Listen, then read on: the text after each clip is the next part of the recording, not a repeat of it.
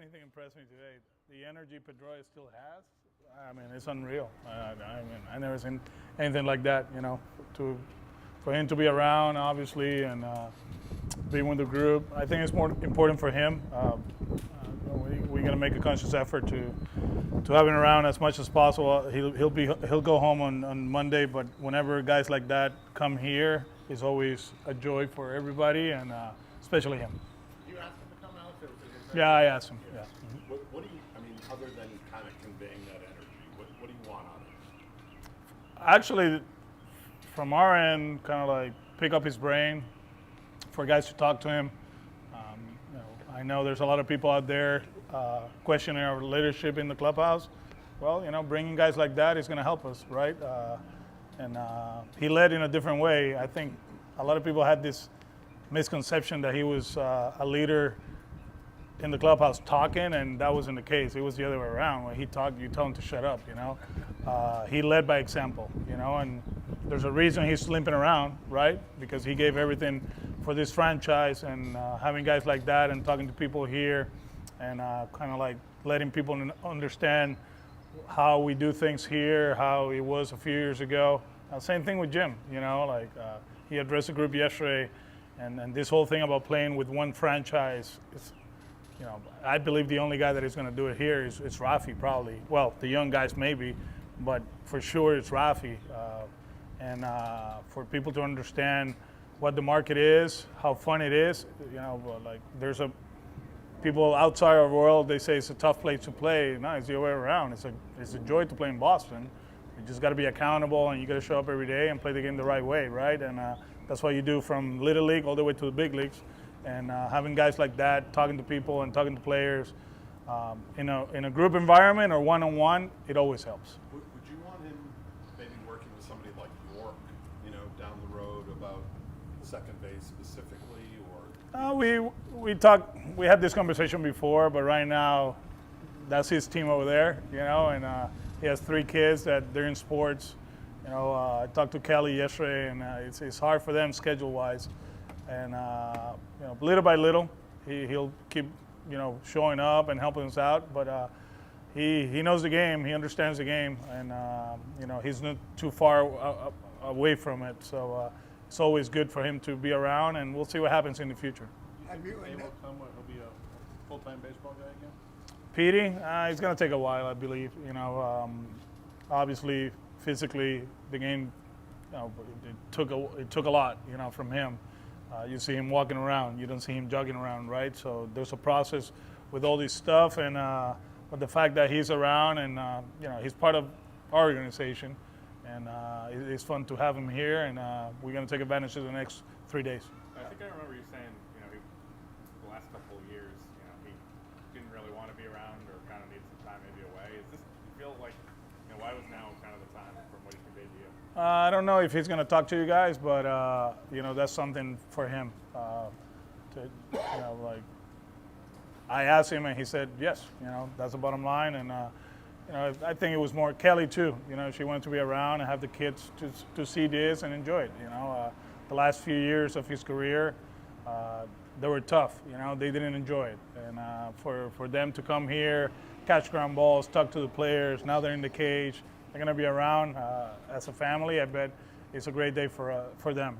It's kind of like with my boys. When they come, they're going to come in a few weeks. That's the first time they're going to be in spring training. It's going to be great. Let's get this over and let's run around and hit and have fun, because this is what we do. Either people like it or not. The sacrifices that we make. The families are the ones that really pay. They're the ones that suffer. And when you see this, like Chris is with his family here, and you see Trevor with his kid, and that's what we're trying to do too. It's a family-oriented organization, and for all the ups and downs that we have suffered throughout the years, at the end, that's what it's all about. I've been seeing what Dustin went through in 06, 07, and making that leap. Can you talk to a guy like Cassis, who had sort of a similar introduction into the major leagues in a brief time, and now he's going into a more responsibility? He doesn't have Alex Cora as his backup plan, but he has Justin Turner, right? He's a lot better than me. So, yeah, that's why he's here. Talk to players, and the players are open with him. I told him, like all these people that are here. I grew up in an organization that this is nothing. Like we had Maury, and he was dealing with us with Bunning, Oral, Charlie Hoff, Sandy. It's the Dodgers, and I like the fact that we got people here. And the last few years have been a challenge because of COVID. So now that it's kind of like an open world, right? We can get these people back here and do what they do. Having Dewey and hopefully Louis can come down. Pedro's coming next week. David at one point, and so on. And it should be fun. I like this. I love it. It takes away from my play, which is awesome. They just talk, and I listen to it and I learn. Have you announced the rotation for the weekend? Oh no, yeah.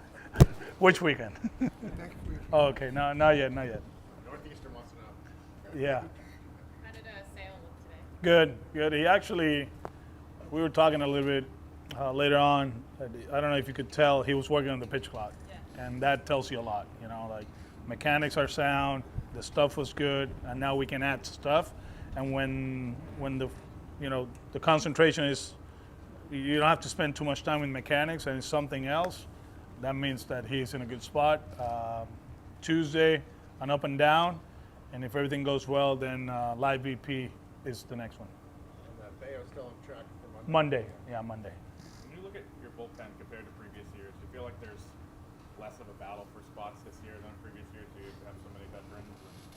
I mean, you see the names, Danson, Martin, Shriver, Joelis, Blyer. It's just very structured. Just get ready for March 30th. But they still spots. We don't know how the rotation is going to shape up, and somebody has to be a multi-inning guy, and then somebody has to, pitch in the sixth. I mean, it can be the same guys all over and over again. So, there's a few spots, and I think everybody that is involved, they're ready for it. Alex, speaking of pitch clock, Rafi and Kike took live VP pitch clock. Are you going to work with the hitters on that too as much? No, we have to. We have to, especially those guys. They're going to take off to the tournament, and the tournament there's no pitch clock. So the more repetitions they can get now, the better it's going to be. What are you looking for? Obviously, Arroyo maybe wasn't expecting to kind of get this full-time spot at second with Trevor and everything kind of moving around. What are you kind of just looking for from him this year? From him, he's been a good player for us the last 2 years offensively. Defensively, he was a lot better 2 years ago. Last year he was average, but he can turn to the play. He has range. He's hungry, and I talked to him a little bit a few weeks ago, and just come here and be you. We don't want him to be somebody else.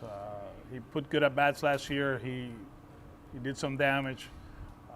He was probably one of the best hitters we had towards the end. So just keep building off of that, and your routine is going to change. I think with him, it's kind of like stay healthy. How are we going to do that? How are we going to accomplish that? I think physically he's still strong, but smaller compared to previous years, which is good. And we'll take care of that. How do you think the adjustment will be with Kiki and Arroyo? Oh, that'll be good. They got some Puerto Rican blood, so they're good defenders. No, they're good. They're good. They understand the game. They talk the game. It's just a matter of repetitions now. Obviously, losing one of them to the tournament, it takes away from the repetitions. But we'll see when Kike comes back. So when he comes back, we have some catch up to do. But so far so good. They've been good. Alex, with the new rules, it seems like the traditional double play, 6-4-3 will be back. Does that make it even more important having the first time the second baseman get a chance to work together? Yeah, I think he can do it. I mean, we're going to be able to turn double plays. They're athletic enough. They've been able to move around, obviously in different positions and all that. But I think that's something we're looking forward to. It that now you have to have skilled guys that can do it, and we do believe that the guys that we have up the middle, they're going to be able to turn double plays. With Christian, how much do you have to balance? Trying to keep him healthy, obviously he's had a pretty Well, he gets. I mean, if you look at his track record, he doesn't get hurt when he plays a lot. it's the other way around.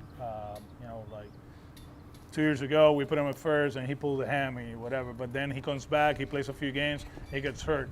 But when he starts playing a lot, he's been healthy throughout, especially with us. So there's a balance, of course. We have to take care of him.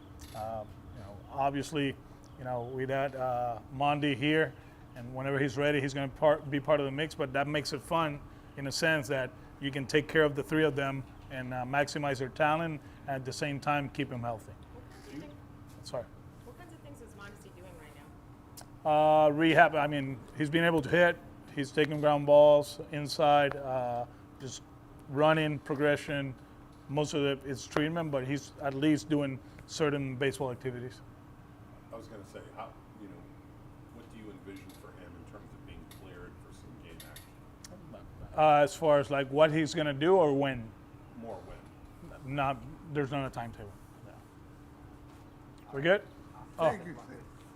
So Yoshida, how many times he need the outbound and face pitcher or before the WBC? How many at bats he's going to get? Yeah. So it's a little bit different with them because he has to leave early. I think it's March 2nd. He gets to Japan. No, he leaves March 3rd. And then they got 2 exhibition games, I think, the 4th and the 5th.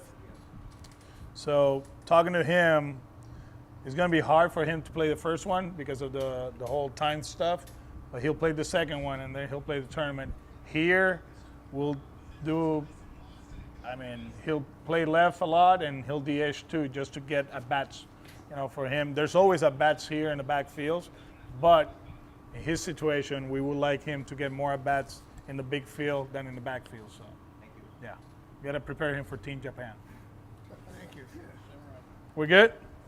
Thank you.